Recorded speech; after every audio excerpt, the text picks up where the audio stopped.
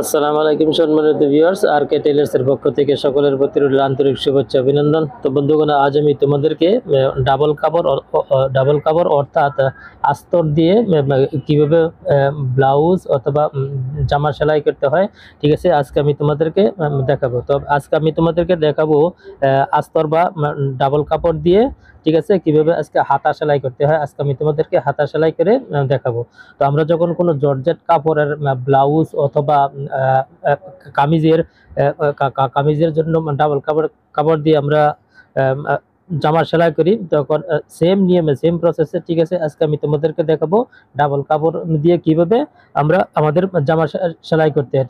বিশেষ করে বেশিরভাগই আমাদের ডাবল কাপড় দিয়ে ব্লাউজ সেলাই করতে হয়, ঠিক আছে। তো আজকে আমি তোমাদেরকে ছোট্ট একটা ভিডিও দেখাবো। তো ভিডিওটি তোমরা মনোযোগ সহকারে দেখবে, প্লিজ কোনো প্রকার টানাটানি করবে না, ঠিক আছে। তো বন্ধুগণ, ভিডিওটি দেখার প্রথমে তোমরা কি করবে, আমার ভিডিওটিতে একটি লাইক দিয়ে তারপর ভিডিওটি দেখা আরম্ভ করবে, ঠিক আছে। তো চলো বন্ধুগণ, দেরি না করে ভিডিও স্টার্ট করি। তো এখানে আমি দেখো ডাবল কাপড় নিয়েছি, এটা হচ্ছে আমার আস্তরের কাপড়, ঠিক আছে। এই কাপড়টা আমাদের ভিতরে থাকবে, আর এটা হচ্ছে আমাদের মেইন কাপড়, ঠিক আছে। আর যদি মনে করো যে হাতার মুহুরিতে কোনো পাইপিং অথবা তোমরা লেস লাগাতে চাও, তাহলে আমি তোমাদেরকে একই ভিডিওতে বুঝিয়ে দিচ্ছি যে কিভাবে সেলাই করতে হবে, ঠিক আছে।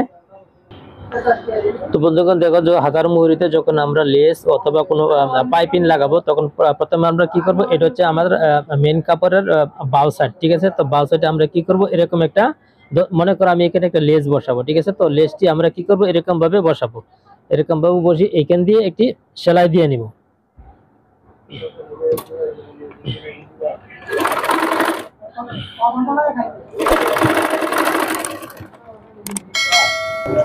তো বন্ধুগণ, দেখো এখানে আমি প্রথমে হাফ ইঞ্চি ভিতরে লেসটি সেলাই দিয়ে আমি বসিয়ে নিয়েছি হাতার মুড়ি, ঠিক আছে। তখন আমাদের কি করতে হবে, এই আস্তরের কাপড়টা আছে না, আস্তরের কাপড়টা আমরা এইভাবে রাখবো, ঠিক আছে। এটা হচ্ছে আস্তরের কাপড়ের বাউ সাইড, আর এটা হচ্ছে আস্তরের কাপড়ের উল্টা সাইড, ঠিক আছে। তো বাউ সাইডটা আমরা এরকম উপরে রেখে এই যে হাতার কাপড়টা এরকম ভাবে আমরা পাল্টি করব, পাল্টি করে জাস্ট এখানে বসিয়ে হাতার মুহুরিতে এই যে সেলাইটি দিয়েছি না, সে সেলাইয়ের ভিতরে 100টা ভিতরে আমরা সেলাইটি দিয়ে এরকম এই পর্যন্ত নিয়ে আসবো।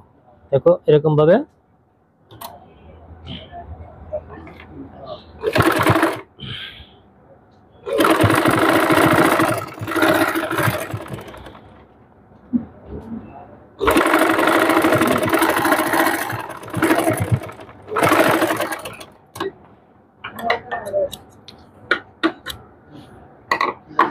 তারপর এটাকে জাস্ট আমরা এরকম করে পাল্টি করব, পাল্টি করে এখান থেকে একটা চিকন করে একটা চাপ সেলাই দিয়ে নিব।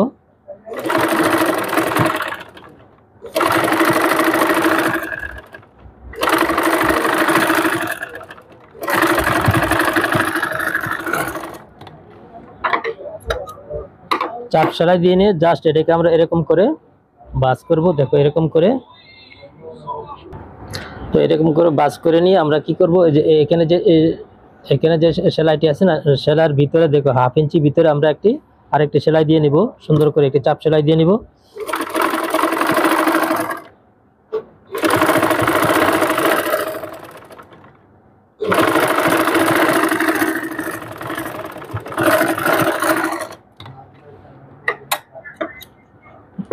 চাপ সেলাই দেওয়ার পর বেস্তি সুতাটুকু আমি কেটে নিচ্ছি। এখন আমরা কি করব, জাস্ট দেখো এইটার উপর দিয়ে এখান থেকে এরকম করে ধরিয়ে সেলাই দিয়ে নিব।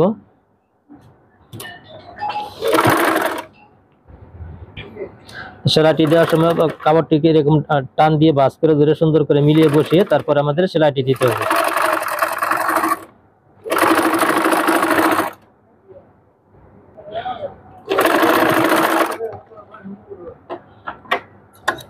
এরকম ভাবে সেলাই দেওয়ার পর এখন বেস্টি যে আমাদের আস্তরের কাপড়টুকু আছে না, এটাকে আমরা এই কাপড়ের সাথে মিল রেখে আমরা এটাকে এরকম ভাবে কেটে নিব।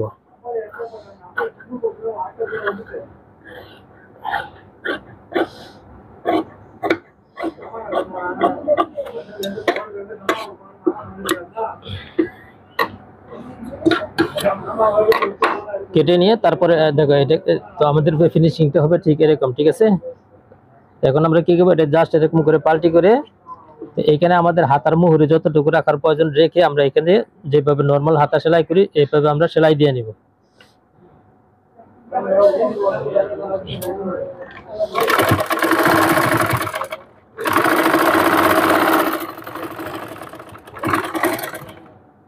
ঠিক আছে, তো এখানে আমরা ডাবল সেলাই দিয়ে নেব।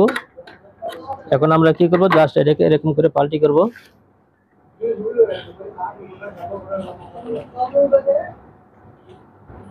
তো দেখো বন্ধুগণ, হয়ে গেল আমার আস্তর দিয়ে অর্থাৎ ডাবল কাপড় দিয়ে হাতা সেলাই। তো বন্ধুগণ, আশা করি ভিডিওটি তোমরা বুঝতে পেরেছো। ভিডিওটি যদি বুঝতে তোমাদের কোনো সমস্যা হয় তাহলে অবশ্যই আমাকে কমেন্ট করবে। হ্যাঁ, ঠিক আছে, তাহলে আমি তোমাদের প্রশ্নের উত্তর দিতে চেষ্টা করবো ইনশাআল্লাহ। ভিডিওটি যদি ভালো লাগে তাহলে অবশ্যই আমার চ্যানেলটিকে সাবস্ক্রাইব করবে এবং পাশে থাকা বেল আইকনটি ক্লিক করে রাখবে, যাতে পরবর্তীতে এমন ধরনের কোনো ভিডিও আপলোড করার সাথে সাথে তোমাদের নোটিফিকেশনে চলে যায়। তো বন্ধুগণ, আজকের মতো এখানে বিদায় নিলাম। আল্লাহ হাফেজ।